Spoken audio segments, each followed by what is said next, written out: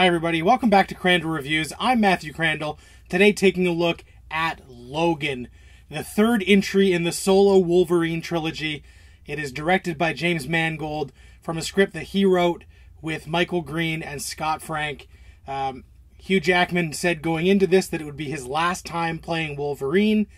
Everybody was pretty hyped. The Wolverine, which was the previous film, was quite good. It had a horrible third act, but it was definitely a step in the right direction after the abysmal X-Men Origins Wolverine movie. So I was very interested and intrigued to see if they could up their game even more from the Wolverine. And I'm happy to report, as I'm sure the millions of people who saw this movie already know, that this entry is fantastic. It is definitely better than the previous ones. It's Hugh Jackman's best performance as Wolverine, as Logan.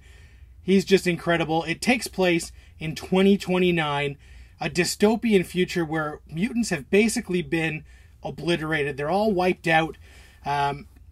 Wolverine is hiding out with Professor Xavier in Mexico, and he just sort of wants to be left alone. He's not a hero anymore. He's driving a limo.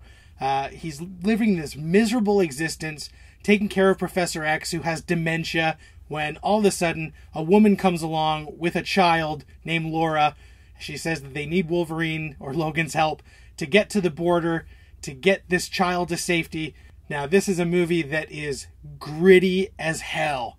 It's rated R, and they take advantage of the R rating in terms of violence and language. Seeing Patrick Stewart swearing left and right is pretty jarring at first, but it works. This movie is like a stark Western about, they go on this road journey, and it's just really bleak. It's depressing to see where Logan is at when this movie starts. To know that Wolverine is living this really crappy life. He's just depressed. He's barely hanging on. Everybody he knows is presumably dead. And he's not a hero anymore. He's just a man beaten down and worn by time, and seeing the toll that takes on him, even to care about someone a little bit, because he doesn't want to get hurt, because, as he says in the movie, bad shit happens to the people I love. He's been through the ringer so much. And then as this movie gets going, we really get some excellent performances from Jackman and Stewart, delivering some emotional stuff, some gritty action, but all the while just being exhausted and tired. And we don't usually see Logan like that. He's usually a little bit energetic, even if he's reluctant, but this is just him on a whole nother level. We haven't seen Logan like this. Now, I'm going to go into some spoilers in a minute, so if you haven't seen it, go see it. This movie is absolutely incredible. It floored me. I loved every minute of it. The music by Marco Beltrami is fantastic. The direction by James Mangold is steady. The action is well photographed. You can tell what's happening. It's definitely one of the better... It's the best movie of 2017 so far. It's one of the best comic book movies. He's not really a superhero in this, so it's hard to compare to like other superhero movies. But just know, if you haven't seen it, go see it. You won't be disappointed, as long as you can go along with a ride that is fairly bleak. Now, time to dig into some of the spoilers. So hopefully you have seen Logan, and if you have, you know how great this thing is.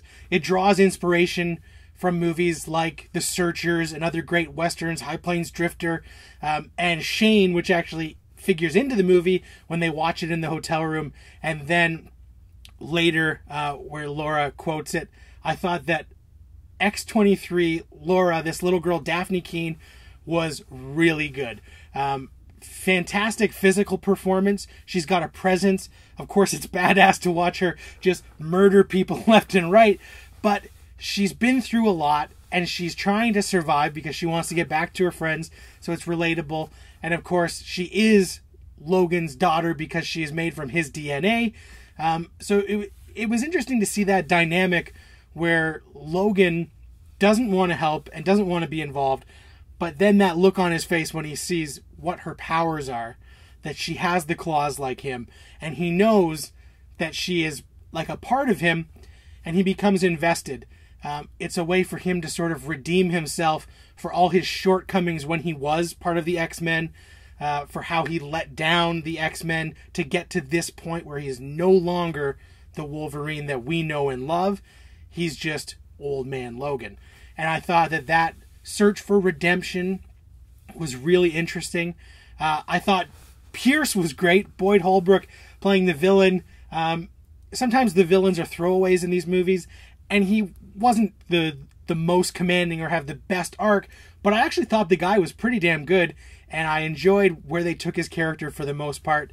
Stephen Merchant as Caliban was great. Used just enough. I think that if we had too much of him, it might have become tiresome, but I thought they used him sparingly, and I liked the way that he went out when he blew himself up. It just would have been nicer if he could have taken more people with him.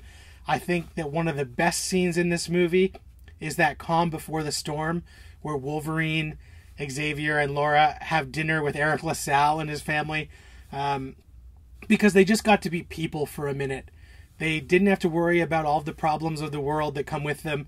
They just got to relax, and that moment where Patrick Stewart says that this was like the best night he's had in a long time was really touching, and then of course aggravating because X-24, the Logan clone, the younger Logan clone, kills him right away, and that really hurt. It was tough to watch Professor Xavier go out like that. They had Wolverine go up against himself, the younger version of himself, what he could have been, and have to sort of defeat that. So it's that inner struggle of all of his shortcomings when he was a more agile young man and all his bad choices. So they've got some metaphors going on there where Wolverine and X-24 fight, and they had some awesome, brutal fights.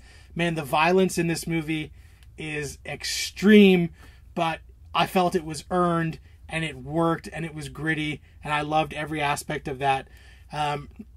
The big finale where Wolverine takes too much of the magic serum was a little bit frustrating in that all of a sudden we're learning about this serum that's going to give him a boost of power because he's been getting poisoned by the adamantium, so he doesn't heal as fast. He's tired, he's exhausted. He needs this last boost of energy to help rescue Laura and the rest of the kids, to get them away from Richard E. Grant and Donald Pierce. And I know that they did that so that Wolverine could go berserker one last time, go out on a high, and then we could have him weak enough that he would finally meet his final end. And when you analyze that sequence of events a little bit, it seems a little bit contrived and a little bit too easy to sort of get us to where they wanted to get us. But it's the smallest of nitpicks in a movie that is just so well done, so gritty, bleak, but then at the end it does offer that glimmer of hope where Wolverine has tried as best as he can to redeem himself. He's hoping that Laura can go and have a better life.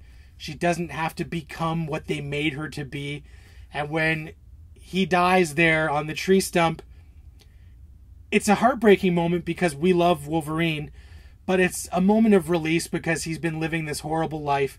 And then just to have him buried, and she gives that great speech from Shane, you know, there's no guns in the valley. And then as they leave, what an iconic moment, the perfect way to end this movie, where she takes that cross down and turns it into an X. Man, there were people crying in the theater. I didn't cry, but I got a little bit teary-eyed almost, because it's just one of those iconic, you're never going to forget that sight of Logan's grave there and her putting it as the X and going, and he's done his good deed, tried to redeem himself for all of his shortcomings, and she's going on presumably to hopefully a better life. Mangold and company killed it. I think this is his strongest work since 3:10 to Yuma and Walk the Line. Definitely a movie I'm going to revisit for years to come. I would love to see it get some recognition come Oscar time next year. It's a pipe dream because we're so far away. But as of right now, it is the best movie of 2017. It's going to take a damn fine picture to replace it as my favorite movie of 2017. And I just want to applaud everybody involved for having the balls to make a gritty movie, a bleak movie, that then offers some hope. And kudos to Fox, who normally meddles and ruins movies, for backing off. trusting the creative team. Perfect send-off for Hugh Jackman and Patrick Stewart in the X-Men franchise. I'm very interested to see where X-Men goes from here. So let me know what you thought of Logan. Hit the comments, like the video, don't forget to hit subscribe, and thanks a lot for watching.